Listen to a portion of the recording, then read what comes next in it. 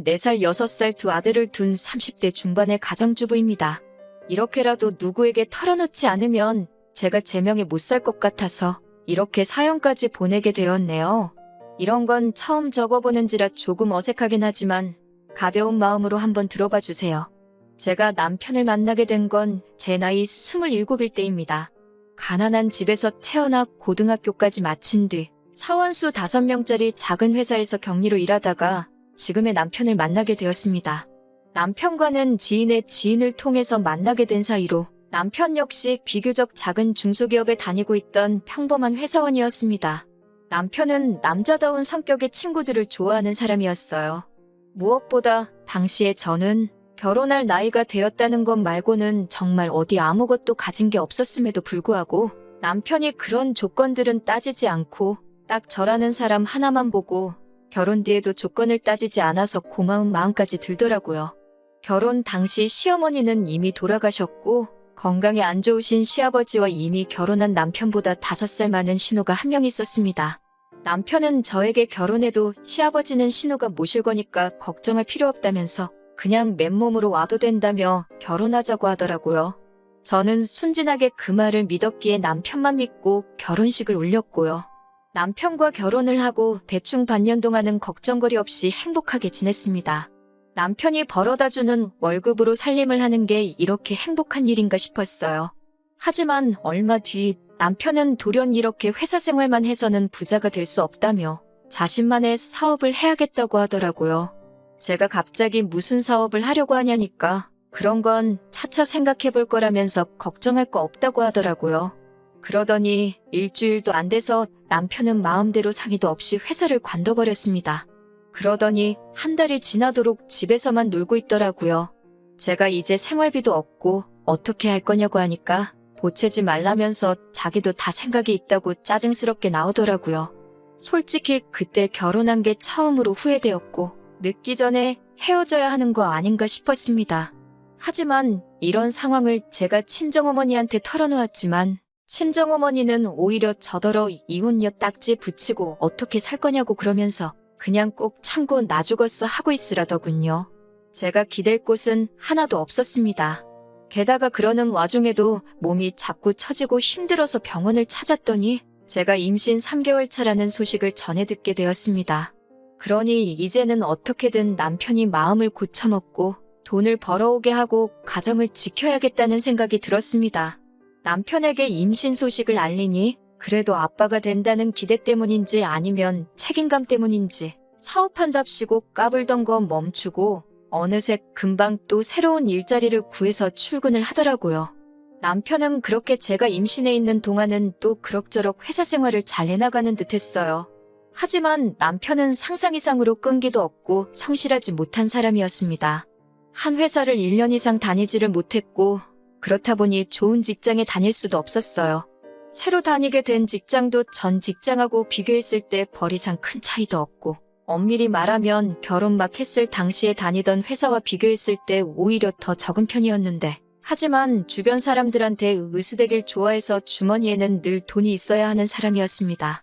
그래도 아들들에게는 끔찍하게 잘하는 사람이었기에 그거 하나만 바라보고 제가 이제껏 살아왔어요. 아이를 키우는 동안 저 역시 쉰 적은 없습니다. 짬짬이 집에서 할 수 있는 부업을 찾아서 하고 주말에는 남편에게 아이들을 맡기고 근처 모텔에 가서 청소도 하고 그러면서 살아왔습니다. 다들 대학 졸업장 하나는 있는 이 사회에서 상고 졸업장밖에 없고 아이까지 달려있으니 갈 수 있는 곳이 없었거든요. 이렇게 힘든 세월을 견뎌오면서도 이혼은 하지 않았던 제가 남편과 이혼을 결심하게 된 건 얼마 전 돌아가신 시아버지 때문입니다. 결혼 당시 앞서 말씀드렸던 것처럼 시아버지는 원래 신우가 모시기로 되어 있었어요. 그런데 신우는 불현듯 아이들 조기 교육을 위해 호주로 떠나게 되었다면서 저희에게 시아버지를 모시라고 하더라고요. 한 달에 200 남짓하게 벌어오는 남편의 갓돌진한 아이까지 있는 저에게는 가혹한 현실이었습니다. 신우는 엄살 부리지 말라며 대신 아버님 소유의 아파트에 들어가서 살면 되지 않냐고 억지를 부리더라고요. 시아버지에게는 서울에 20평 남짓한 오래된 아파트 한 채가 있었는데 거기서 다 같이 살라고요. 그러더니 신우는 막무가내로 시아버지만 그 아파트에 모셔놓고 호련히 호주로 떠나버렸어요. 아무리 자식이 중요해도 그렇지 어떻게 자기 아버지를 버리다시피 하고 떠날 수가 있는지 저로서는 도저히 이해할 수가 없었습니다. 저도 부모복은 없는 여자이지만 그래도 저를 세상에 있게 해주신 분들이라 항상 감사하고 죄송한 마음뿐인데 말이지요. 남편마저 저에게 신경 쓰지 말라고 저렇게 놔두면 신우가 알아서 요양원으로 모시든 하겠지 라고 했지만 어떻게 사람이 그럴 수가 있겠어요. 결국 처음에는 일주일에 3-4번 들려 식사도 챙겨드리고 빨래도 해드리고 그랬습니다. 하지만 하루가 다르게 안 좋아하시는 시아버지를 보고 있으니 제 마음이 괴로워서 안 되겠더라고요. 하루는 제가 시아버지께 그냥 저희랑 같이 사실래요? 아버님 하고 여쭈니 시아버지가 어린 아이처럼 눈물을 보이시며 그래도 되겠냐며 미안하다고 그러시더군요. 저는 신우에게 연락을 하여 이러한 연유로 내가 시아버지를 모시고 살기로 했다고 하니 잘 생각했다며 며느리도 자식인데 자식돌이는 해야 하지 않겠냐고 하더군요. 그러면서 자기도 먹고 살기가 빠듯하니까 한 달에 20만 원 정도를 보내줄 테니 그걸로 반찬값이라도 보태 쓰라고 하더군요. 솔직히 돈 때문에 시아버지를 모시는 건 아니지만 고작 20만 원 받으면서 신우에게 간섭받게 되는 건 정말 싫더라고요. 저는 그런 돈은 안 보내셔도 되니까 시아버지께 연락이나 자주 드리라고 했어요. 아무리 제가 잘해드려도 며느리가 딸보단 나을 수는 없을 테니까요. 그렇게 시아버지를 5년 넘게 모셨습니다. 사실 저는 친정부모님의 사랑을 많이 받고 자라지는 못했습니다. 친정어머니는 제가 초등학생 때 친정아버지와 재혼을 하신 분이었기 때문에 정확히는 저의 친어머니는 아니시거든요. 저를 미워하지도 구박하지도 않으셨지만 그렇다고 저를 자식으로 사랑해주시지도 않으셨습니다. 저와 친정어머니의 사이에서 친정아버지는 아무런 역할도 해주지 않으셨고요. 하지만 시아버지는 저에게 참 다정하신 분이셨습니다. 신우가 시아버지에게 이따금씩 용돈을 보내면 아버님은 그걸 몰래 꼭 가지고 계시다가 저에게 얼마 찔러 넣어주시며 티셔츠라도 사 입어라, 커피라도 사 마셔라 하면서 주셨어요. 이따금씩 저에게 앉아서 좀 쉬라며 대신 설거지를 해주시도 하셨습니다. 친구분들과 약주라도 하고 오시는 날이면 꼭 우리 며느리 먹으라며 간식거리를 사들고 오시는 분이셨어요. 그러는 동안 남편은 직장이 4번도 넘게 바뀌었고 적은 금액이었지만 사기를 당하기도 했습니다. 솔직히 아이와 시아버지만 아니었다면 당장이라도 이 집구석을 나가고 싶다 생각한 게 하루 이틀이 아니었네요. 그러다 작년에 저는 충격적인 사실을 알게 되었습니다. 남편이 사업을 한답시고 주변 사람들한테 저 몰래 돈을 빌리고 다녔더라고요. 그리고 그 돈은 이미 유흥비로 다 탕진해버린 상황이었습니다. 하지만 그게 전부였다면 그래도 전 참고 살았을지도 모릅니다. 최악의 남편일지라도 아이들에게서 아버지를 빼앗고 싶지는 않았으니까요.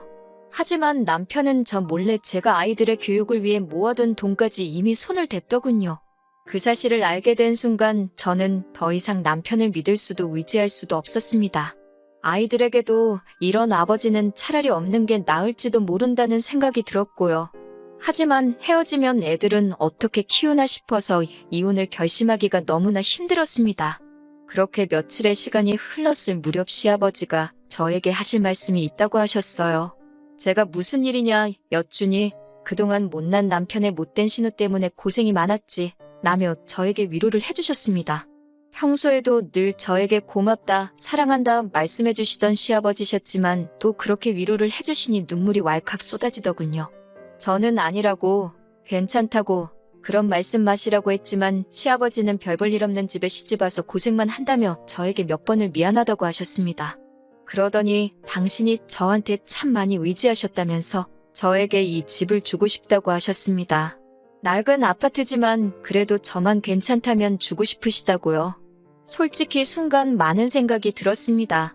아무리 그래도 시아버지의 하나뿐인 재산인데 그걸 제가 받는 게 맞는 건지 동시에 그거라도 받아야 애들을 위해 좋지 않을까 그런 생각이요.